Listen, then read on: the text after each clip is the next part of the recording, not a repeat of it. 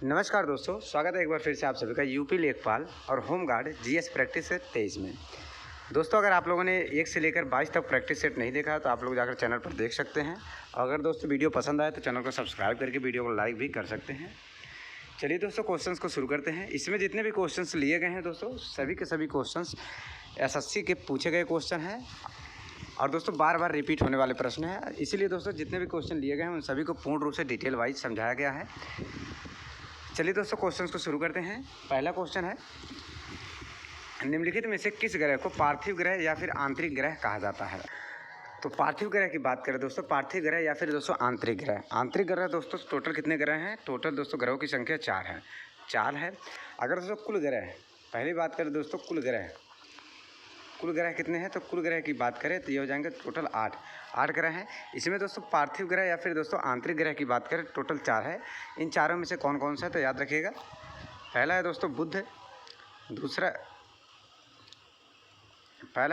दूसरा है दोस्तों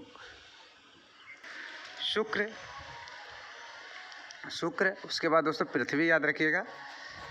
पृथ्वी के बाद याद रखिएगा मंगल। पृथ्वी के बाद याद रखिएगा दोस्तों मंगल। तो इसमें देख लीजिएगा पार्थिव ग्रह कौन सा है। तो पार्थिव ग्रह की बात करें, इसे ऑप्शन नंबर डी इसका सही आंसर हो जाएगा मंगल इसका सही आंसर हो जाएगा। ये चारों याद रखिएगा। 4 दोस्तों पार्थिव ग्रह या फिर आंतरिक ग्रह के नाम से जाने जाते हैं। बुध, शुक्र, पृथ्वी और दोस्तों मंगल, ये 4 होते हैं पार्थिव ग्रह या फिर आंतरिक ग्रह। आइए दोस्तों, ग्रहों से संबंधित जितने भी क्वेश्चन बनते हैं उन सभी के बारे में पूर्ण रूप से बात कर लेते हैं। जैसे दोस्तों सबसे चमकीला ग्रह कौन होता है, पृथ्वी के सबसे निकट ग्रह कौन सा है, सूर्य के सबसे निकट ग्रह कौन सा है, इन सभी के बारे में पूर्ण रूप से आइए डिटेल में बात करते हैं। चलिएगा, बोला गया दोस्तों ग्रहों से संबंधित महत्वपूर्ण प्रश्न। यह देखिएगा, सौर मंडल में कुल कितने ग्रह हैं? अगर पूछे तो सौर मंडल में दोस्तों 8 ग्रह हैं। याद रखिएगा, बुध है, शुक्र है, पृथ्वी है, मंगल, बृहस्पति, शनि, अरुण और दोस्तों वरुण, यह 8 ग्रह हैं पूरा अभी तक हमारे, जो दोस्तों सभी के सभी इंपॉर्टेंट है। दूसरा पूछे दोस्तों सौर मंडल का सबसे छोटा ग्रह कौन सा है? तो सौर मंडल का दोस्तों सबसे छोटा ग्रह हो जाएगा बुध। यह दोस्तों याद रखेगा। यह सूर्य के सबसे निकट भी है। सूर्य के सबसे निकट कौन सा ग्रह है? तो बुध है, इसको भी याद रखिएगा। जैसे यहाँ पर नीचे देखिएगा, नीचे यहाँ पर दिया भी गया है ग्रहों का सूर्य से दूरी बढ़ते क्रम में, मतलब सबसे पहले है बुध है, उसके बाद दोस्तों शुक्र है, फिर पृथ्वी है, फिर मंगल है, बृहस्पति है, शनि है, अरुण है, फिर 8वें नंबर पर वरुण है। सबसे दूरी पर कौन सा है? वरुण है सूर्य से। और सबसे नज़दीक है ग्रह सूर्य से कौन सा है? तो बुध है।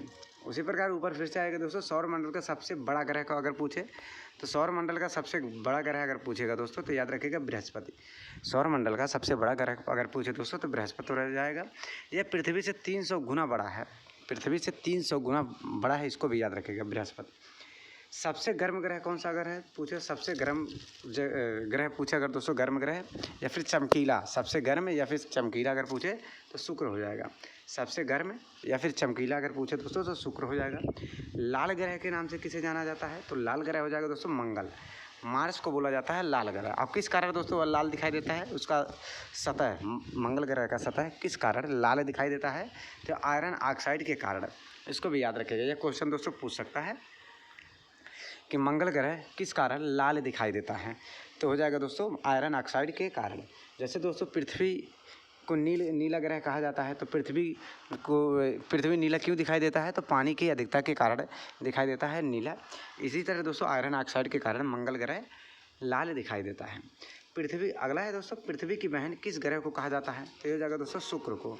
पृथ्वी की बहन किसको कहा जाता है? शुक्र को कहा जाता है। यह आकार और घनत्व में समानता के कारण, मतलब आकार और दोस्तों घनत्व, इसका जो डेंसिटी है, उसका जो साइज है सेम है दोस्तों लगभग पृथ्वी के आकार का। अगला है दोस्तों, किन ग्रहों को आंतरिक ग्रह या फिर स्थलीय ग्रह कहा जाता है? जैसे अब क्वेश्चन में पूछा गया आंतरिक ग्रह या फिर पार्थिव ग्रह पूछा गया था, तो याद रखिएगा बुध, शुक्र, पृथ्वी और मंगल, यह सभी हैं दोस्तों आंतरिक ग्रह, इसको याद रखिएगा। अगला है दोस्तों बौना ग्रह। बौना ग्रह किसे कहा जाता है? तो प्लूटो, सेरेस, एरीस और माके हाउमिया, यह सभी हो जाएंगे दोस्तों बौना ग्रह। सौर मंडल किस गैलेक्सी में स्थित है? यह भी क्वेश्चन पूछ सकता है, तो ये हो जाएगा मिल्की वे गैलेक्सी में। सौर मंडल किस गैलेक्सी में स्थित है? तो मिल्की वे गैलेक्सी में। यह क्वेश्चन, अगला क्वेश्चन है दोस्तों, मंगल का उच्चतम ज्वालामुखी कौन सा है? मतलब मंगल ग्रह का उच्चतम ज्वालामुखी कौन सा है? ये हो जाएगा दोस्तों ओलिपस मॉन्स, इसको भी याद रखिएगा, ओलिपस मॉन्स। इतना दोस्तों ग्रहों से बारे में इतना आप लोग नोट कर लीजिएगा। यहाँ से इसके अलावा दोस्तों क्वेश्चन ग्रहों से नहीं बनता है, आप लोग याद रखिएगा। चलिए आगे बढ़ते हैं। अगला क्वेश्चन है दोस्तों, अगला क्वेश्चन बहुत ही इंपॉर्टेंट क्वेश्चन है दोस्तों। अगला भी बहुत ही इंपॉर्टेंट क्वेश्चन है। बोला गया है सूची 1 को सूची 2 से सुमेलित कीजिए और नीचे दिए गए कूट के आधार पर सही उत्तर का चयन कीजिए। बहुत ही इंपॉर्टेंट क्वेश्चन है दोस्तों, very very important, very very important. बोला गया सूची 1 को सूची 2 से सुमेलित करना है। मतलब दास प्रथा का अंत किसने किया था? तीर्थ यात्रा का अंत किसने किया था? मतलब जो तीर्थ यात्रियों पर कर लिया जाता था वो किसने अंत किया था? कब अंत हुआ था? जजिया कर का अंत कब हुआ था? दीन-ए इलाही की शुरुआत कब हुई थी? इन सभी के बारे में इनके ईयर से संबंधित पूछा गया है।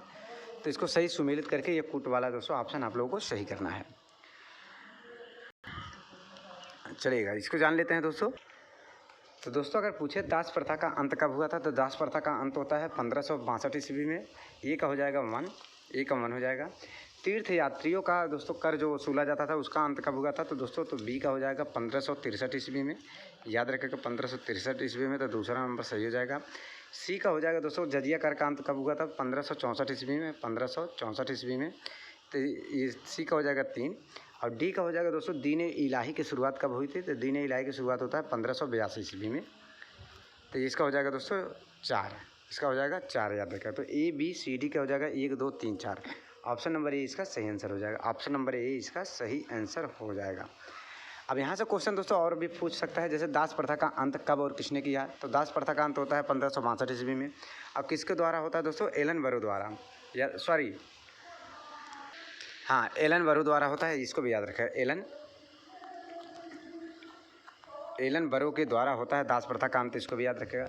बाकी दोस्तों तीर्थ यात्रा पर जो कर लिया जाता था, और जजिया कर का अंत और दीन-ए इलाही की शुरुआत, यह तीनों किसने किया था? यह तीनों हो जाएंगे दोस्तों मुगल सम्राट अकबर ने किया था। अकबर ने किया था इन तीनों का अंत, इसको भी याद रखेगा। इन तीनों का अंत किसने किया था? अकबर ने किया था। आइए दोस्तों डिटेल वाइज बात कर लेते हैं। चलिएगा देखिए, बोला गया दोस्तों दास प्रथा का अंत कब होता है? 1562 ईस्वी में होता है। यह मुगल शासक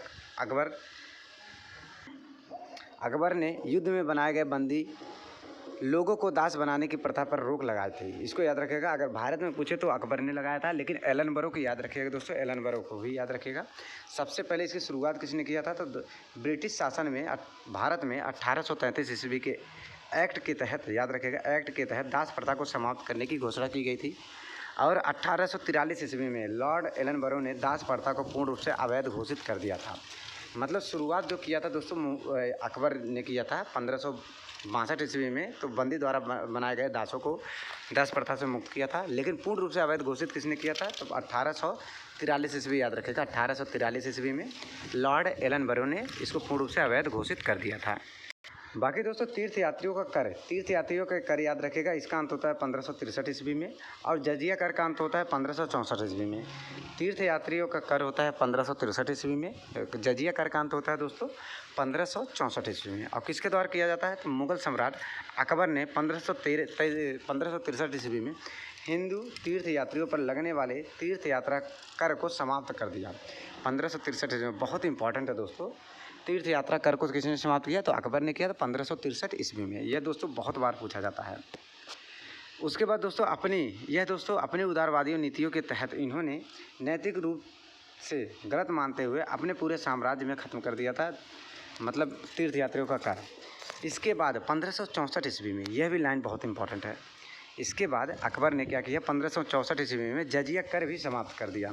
जजिया कर जो लिया जाता था उसको भी दोस्तों अकबर ने 1564 ईस्वी में समाप्त कर दिया था। उसके बाद आ जाता है दोस्तों दीन-ए इलाही 1582 ईस्वी। दीन-ए इलाही की शुरुआत किसने किया था? तो दीन-ए इलाही 1582 ईस्वी का औपचारिक अंत नहीं किया गया, बल्कि यह 1605 ईस्वी में अकबर की मृत्यु के साथ ही स्वतः समाप्त हुआ। लेकिन इसकी शुरुआत पूछा है दोस्तों, शुरुआत कब होता है? तो 1582 ईस्वी में होता है। और इसकी शुरुआत किसने किया?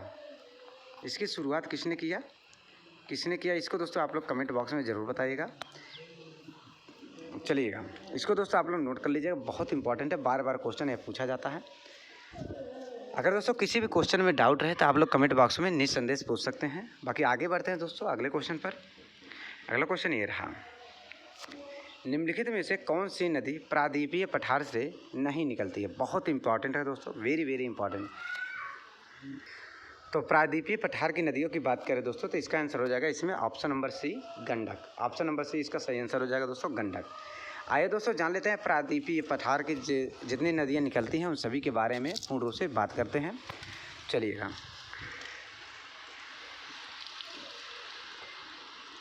देखिए दोस्तों बोला गया है प्रायद्वीपीय पठार से निकलने वाली प्रमुख नदियाँ जो पूर्व की ओर बहती हैं। याद रखेंगे दोस्तों, पूर्व की ओर बहने वाली नदियों के बारे में अलग से पूछ सकता है, पश्चिम की ओर बहने वाली नदियों के बारे में अलग से पूछ सकता है। तो पूर्व की ओर बहने वाली नदियों के बारे में याद रखेगा, गोदावरी है, कृष्णा है, कावेरी है और दोस्तों महानदी। कृष्णा है, कावेरी है और दोस्तों महानदी, इसको याद रखिएगा। तो प्रायद्वीपीय पठार से निकलने वाली नदियाँ कौन कौन सी हैं जो पूर्व की ओर बहती हैं, इसको भी याद रखेगा। पूर्व की ओर बहने वाली नदियाँ हैं गोदावरी और कृष्णा, कावेरी और दोस्तों महानदी। या ये सभी हो जाएंगे पूर्व की ओर बहने वाली प्रायद्वीपीय पठार की नदियाँ। बाकी दोस्तों प्रायद्वीपीय पठार की नदियाँ पश्चिम की ओर बहने वाली केवल 2 नदी हैं, नर्मदा और ताप्ती। नर्मदा और ताप्ती याद रखेगा जो पश्चिम की ओर बहने वाली नदियाँ होती हैं। यहाँ से दोस्तों याद रखेगा गोदावरी को दोस्तों दक्षिण भारत का गंगा भी कहा जाता है। गोदावरी नदी को दक्षिण भारत का गंगा भी कहा जाता है। इसकी टोटल लंबाई कितनी होती है? 1465 किलोमीटर। 1465 किलोमीटर इसकी टोटल लंबाई होती है गोदावरी नदी की। यह दोस्तों कहाँ से निकलती है, यह भी क्वेश्चन पूछा जाता है। गोदावरी नदी का उद्गम स्थल कहाँ है? तो गोदावरी नदी का उद्गम स्थल होता है दोस्तों नासिक, महाराष्ट्र के नासिक जिले से निकलता है, त्र्यंबकेश्वर की पहाड़ी से। इसको भी याद रखेगा, गोदावरी नदी का उद्गम स्थल होता है महाराष्ट्र के नासिक ज़िले से, त्र्यंबकेश्वर की पहाड़ी से निकलती है। और दोस्तों दक्षिण भारत की बूढ़ी गंगा या फिर दोस्तों दक्षिण भारत की गंगा के नाम से भी इसको जाना जाता है। और दोस्तों यह गोदावरी नदी पूर्व की ओर बहती है, इसको भी याद रखिएगा। पूर्व की ओर बहने वाली प्रायद्वीपीय पठार की नदियाँ हैं, इसको याद रखिएगा। बाकी नीचे दिया गया दोस्तों गंडक नदी तिब्बत नेपाल सीमा के पास से निकलकर नेपाल और बिहार से होते हुए गंगा नदी में मिल जाती है। गंडक नदी कहाँ से निकलती है? तिब्बत और नेपाल की सीमा के पास से निकलकर नेपाल और बिहार से होते हुए गंगा नदी में मिल जाती है। इसे काली गंडकी या फिर नारायणी के नाम से भी जाना जाता है। गंडक नदी को काली गंडकी या फिर नारायणी नदी के नाम से भी जाना जाता है, इसको भी याद रखिएगा। चलिएगा आगे बढ़ते हैं अगले क्वेश्चन पर। अगला क्वेश्चन ये रहा, बहुत ही इंपॉर्टेंट है। मूल संविधान में अनुसूचियाँ कितनी थी? मूल संविधान में कितनी अनुसूचियाँ थी? तो मूल संविधान की बात करें दोस्तों तो टोटल 8 अनुसूचियाँ थी। मूल संविधान में टोटल 8 अनुसूचियाँ थी, इसको याद रखिएगा। लेकिन वर्तमान में अगर पूछे वर्तमान में कितनी अनुसूचियाँ हैं तो वर्तमान में है दोस्तों 12। वर्तमान में कितनी अनुसूचियाँ हैं तो 12 अनुसूचियाँ हैं, इसको भी याद रखिएगा। वर्तमान में 12 अनुसूचियाँ हैं। और दोस्तों 8 के अलावा जो 9वें नंबर का है, 10वां नंबर का है, 11वां नंबर का है और दोस्तों 12वें नंबर का है, ये सभी अनुसूचियाँ किसी न किसी संविधान संशोधन द्वारा संविधान में जोड़ा गया है। जैसे दोस्तों 10वां अनुसूची किससे संबंधित है? दल बदल विरोधी कानून। उसी तरह दोस्तों 11वां अनुसूची किससे संबंधित है? 12वां अनुसूची किससे संबंधित है? उन सभी के बारे में आया डिटेल में बात करते हैं और कब कब जोड़ा गया, किस किस संविधान संशोधन द्वारा जोड़ा गया, उसके बारे में भी बात कर लेते हैं।